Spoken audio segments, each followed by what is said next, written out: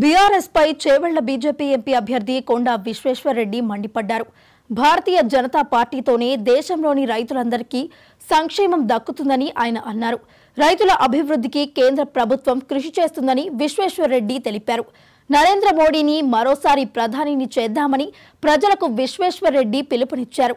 రైతుల సంక్షేమం కోసం అనేక పథకాలను కేంద్ర ప్రభుత్వం చేపట్టిందని ఆయన అన్నారు.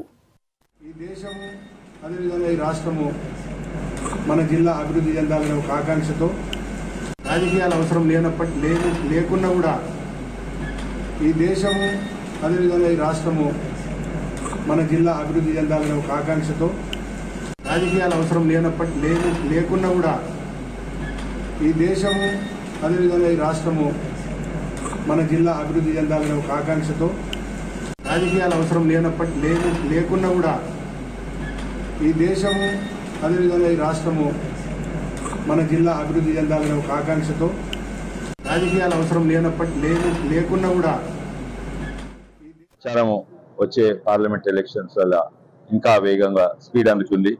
కానీ అన్నిట్లో స్పీడ్ అందుకున్నది జాయినింగ్స్. మా ప్రతి మీటింగ్లా ఈరోజు మోర్చాలు కూడా దిగినాయి. బీజేపీ పార్టీ ఎఫర్ట్స్ అందో చేస్తుంది. గత వారం సంది మోర్చాలు కూడా స్పీడ్ ఎక్కించినాయి. నిన్న యువ మోర్చా బీజేవైఎం వాళ్ళదైంది, ఓబీసీ మోర్చా అయింది, ఇవాళ కిసాన్ మోర్చా అవుతుంది. అయితే బీజేపీల ప్రతి మోర్చా బీజేపీ వేగంగా ఎలక్షన్స్ లా స్పీడ్ పెంచిండు.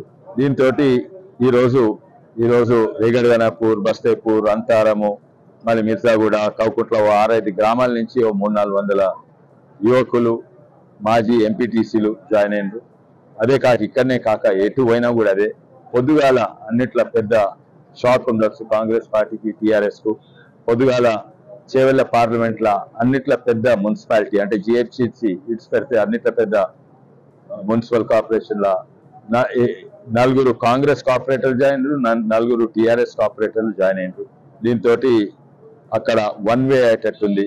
మీర్పేట్ ఆడ 1,00,000 ఓట్లు ఉన్నాయి ఆ మున్సిపల్ కార్పొరేషన్. కానీ తాండూర్ ప్రాంతం నుంచి మన దాదాపు ఇబ్రహీంపట్నం అంటే మన కందుకూరు వరకు ప్రతి ఊర్లో మీటింగ్లు ఉన్నా లేకున్నా జాయినింగ్స్ అవుతున్నాయి. మాకు 3 లక్షల ఓట్ల మెజార్టీ ఖాయమని అనుకుంటున్నాం. కానీ నేను లాస్ట్ మినిట్ వరకు మేము పని బంద్ చేయాలి, ఇంకా వేగంగానే చేస్తూ ఉంటాము.